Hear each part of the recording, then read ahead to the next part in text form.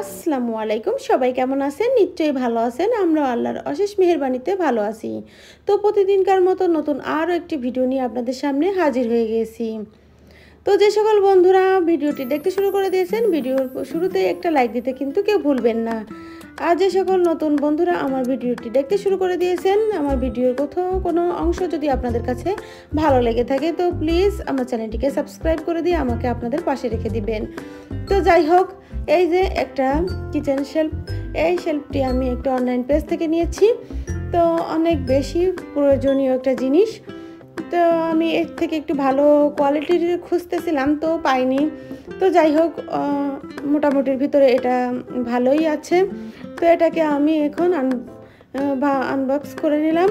তো এই যে দেখুন, এটা এই যে 3টা শেলফ আছে, তো মোটামুটি ভালোই, একেবারেই হেভি কোয়ালিটি নয় আর একেবারেই খারাপও নয়, মোটামুটি চলে। তো যাই হোক, এটাকে আমি আজকে ফিটিং করে নেব কিচেনে। আর এখন চলে যাচ্ছি আমি আমার সন্ধ্যার নাস্তা তৈরি করার জন্য। বেশ অনেক দিনই আপনাদের সঙ্গে আমার সন্ধ্যার খাওয়া দাওয়া আপনাদের সঙ্গে শেয়ার করা হয় না, তো আজকে ভাবলাম যে সন্ধ্যায় কি কি নাস্তা করছি সেটাই আপনাদের সঙ্গে শেয়ার করি। তো এই যে দেখুন, আমি বেশ বড় সাইজের একটা মাছ আমি কিন্তু কাটা ছাড়িয়ে, এর ভিতরেও কাটা আছে অল্প কিছু, যেহেতু বড় মাছ। তো আমি শুধুমাত্র মাছটা এভাবে স্টিক করে কেটে নিয়েছি। আর মাছটাকে আমি সুন্দর করে পরিষ্কার করে ধুয়ে নিয়েছি, দেখেছেন কত সুন্দর পরিষ্কার হয়েছে। আর এখন আমি এতে কিন্তু লেবু রসটা দিয়ে দিচ্ছি। তো এখানে কিন্তু 2টা লেবু নিয়েছি, তো লেবু রসটা কিন্তু অবশ্যই দিতে হবে, যেহেতু মাছে কিন্তু একটা কেমন একটা বাজে স্মেল থাকে। আর লেবু রসটা দিলে এই স্মেলটা একেবারেই থাকবে না। আর লেবু রসে কিন্তু অনেক বেশি মাছটাকে টেস্ট বাড়িয়ে দেবে। তো প্রথমে কিন্তু আমি লেবু রস দিয়েছি, তারপর দিয়ে দিয়েছি গোলমরিচ, আদা রসুন বাটা, আর দিয়ে দিয়েছি এই যে দেখুন শুকনা মরিচের গুঁড়া, ধনিয়া জিরা গুঁড়া, সব কিছুই আমি অল্প পরিমাণ করে দিয়ে দিচ্ছি। আর যে কোনো ফিশ ফ্রাই বা চিকেন ফ্রাই কিন্তু বিভিন্ন রকমের সস দিতে হয়। আর এই যে দেখুন, আমি কিন্তু আদা রসুন বাটা দিয়েছি, আবার কিন্তু আমি ড্রাই যে আদা রসুন গুঁড়াটা আছে সেটাও কিন্তু দিয়ে দিচ্ছি অল্প করে। এই যে এটাই আমি করি, এতে কিন্তু স্বাদটা দ্বিগুণ হবে। আর এখন আমি দিয়ে দিচ্ছি এই যে পরিমাণ মতো সয়া সস। তো যাই হোক, বাকি সসগুলো আমি দিয়ে দিচ্ছি। এই যে আমার স্পেশাল ফিশ সস, যেটা আমি কোকের বোতলে রেখে দিয়েছি, এটা হচ্ছে ওয়েস্টার সস। ফিশ ফ্রাইতে কিন্তু ওয়েস্টার সসটাও দিতে হয়, তো না থাকলে আপনারা দেবেন না, সমস্যা নেই কোনো, তবে দিলে কিন্তু ভালো হয়। আর এই যে টমেটো সস, চিলি সস,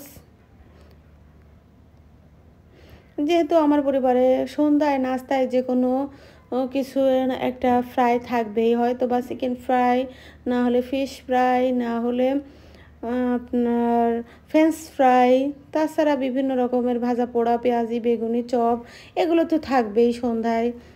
চানাচুর, মুড়ি, এগুলো খুবই পছন্দ করে আমার পরিবারের সবাই সন্ধ্যাতে। তো যাই হোক, আমি কিন্তু এখন এখানে স্পেশাল আর একটি মশলা তৈরি করে রেখে দিয়েছি, এটা আমি চিকেন ফ্রাই আর ফিশ ফ্রাইতে দিই, তো সেটাই আমি একটু দিয়ে দিচ্ছি। এখন এটাকে আমি কিন্তু খুব ভালো করে মেখে নিব। আর সামান্য সাদা তেল দিয়ে দিচ্ছি, এতে কিন্তু মাছটা জুসিনেস হবে, মাছটা জুসি করবে। মাছটা যখন ফ্রাই করা হবে ভিতরটা একেবারে সুন্দর সফট হয়ে থাকবে, এজন্য আমি একটু তেল দিয়েছি। আর সাদা তেল তো কম বেশি সবার কাছেই থাকে, তো অবশ্যই আপনারা একটু সাদা তেল দিয়ে দিবেন। তো এখন আমি এটাকে খুব ভালো করে মেখে এটাকে আমি 20 মিনিটের জন্য কিন্তু রেস্টে রেখে দিব। তার থেকেও একটু বেশি রাখলে আরও বেশি ভালো হয়, কারণ মাছ যেহেতু, মাছের ভিতরে মশলাটা যাওয়ার একটু প্রয়োজন আছে। তো যাই হোক, এটাকে আমি আর একটু কর্নফ্লাওয়ার দিয়ে ভালো করে মেখে নিচ্ছি। আর এখন চলুন আপনাদের একটা জিনিস দেখাই। এই যে দেখুন আমার মেয়েরা কি করছে। এরা সন্ধ্যা হলেই কি করে, পড়াশোনা অল্প কিছু করার পরেই এরা এরকমভাবেই শুরু করে দেয় সাজগোজ। এটা তাদের প্রতিদিনকার রুটিন। প্রতিদিনই 2 বোন এভাবে করে সাজগোজ করতে থাকে। আর সাজগোজ করে দুজনেই নাচ গান করবে, টিকটক করবে, এটাই এদের কাজ। তো যাই হোক, এই যে দেখুন আমার ছোট মেয়ে। তার পরনে যে লেহেঙ্গাটা আসছে এটা কিন্তু আমি ওর ভাইয়ের বিয়েতে নিজে হাতেই তৈরি করে দিয়েছিলাম। তো সবাই কিন্তু অনেক বেশি পছন্দ করেছিল এই লেহেঙ্গাটা। তো এটা কিন্তু আমার মেয়েরও অনেক বেশি পছন্দ। সে ভীষণভাবে এটাকে পছন্দ করে, কারণ এটাতে তাকে নাচ করতে নাকি অনেক বেশি সুবিধা হয় তার নাচ করতে। আর তাকে নাকি অনেক বেশি সুন্দর হয়, যেই না বলতে পারি যে একটু নাচ করে দেখাও। দেখুন উঠে এসে ওড়না ছাড়াই সে নাচ করা শুরু করে দিয়েছে।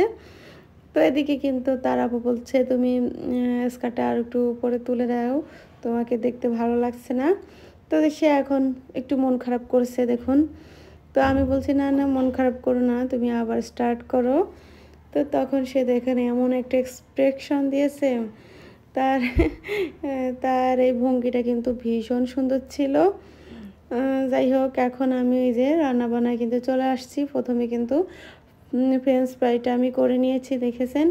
আমি কিন্তু আরও অনেকগুলো ফ্রেঞ্চ ফ্রাই এর মাঝে করে নিয়েছি। আর অলরেডি কিন্তু আমার পরিবারের সবাই খাওয়া শুরু করে দিয়েছে, কারণ ফ্রেঞ্চ ফ্রাইটা একেবারে গরম গরম বেশি মজা হয়। তো তাদের ধৈর্য তো আর কুলায় না। যখনই আমি কিছু ভাজা পোড়া করতে থাকি তখনই আমার পিছে এসে বলতে থাকে যে আম্মু কখন হবে কখন হবে। তো তাদের কিন্তু একটু করে দিতেই হয়। আর এখন আমি ফিশটাকেও এখন ফ্রাই করে নিচ্ছি। এক এক পোটা এভাবে করে কিন্তু আমি ময়দায় কোডিং করে সুন্দর করে ভেজে নিব। তো এই যে দেখুন খুব সুন্দর করে কোট করা হয়ে গেছে। আর এই যে মাছগুলো কিন্তু এই যে দেখুন খুব সুন্দরভাবে আমি একটু সময় নিয়ে ভেজে নিয়েছি।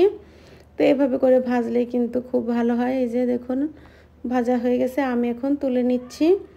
মাছের ভিতরে কিন্তু আমি দিয়ে দিয়েছিলাম লবণ, গোলমরিচ গুঁড়ো, লাল মরিচ গুঁড়ো, আর একটু স্পেশাল যে মশলাটা করে রেখেছি সেটাও দিয়ে দিয়েছি। তো এভাবে করে কিন্তু আমি সব ফিশগুলো ভেজে নিব। এই যে দেখুন আমি ফাইনালি কিন্তু সব মাছগুলো ভেজে নিয়েছি। এই যে দেখুন মাছগুলো দেখতে অনেক বেশি লোভনীয় মনে হচ্ছে, তাই না বন্ধুরা? আর এটা খেতে কিন্তু অনেক বেশি পছন্দ করে আমার হাজব্যান্ড। সে কিন্তু আমার হাতে, আমি হঠাৎ কিন্তু একদিন এভাবে করে ফিশটা ফ্রাই করে দিয়েছিলাম, কারণ তারা বসে আছে, তারপর মনে করলাম আমি একটু নাস্তা করে দিই। তো এভাবে করে আমি মাছটা তাদের ফ্রাই করে দিয়েছিলাম, তারা অনেক বেশি পছন্দ করেছিল। এখন মাঝে মধ্যেই তাদের সন্ধ্যার নাস্তাতে এইভাবে ফিশটা ফ্রাই করে দিতে হয়। তো আমার কিন্তু অনেক বেশি মজা লাগে। তো আজকের ভিডিওটি কেমন হলো অবশ্যই আপনারা জানাবেন। ভালো লাগলে লাইক কমেন্ট শেয়ার করবেন।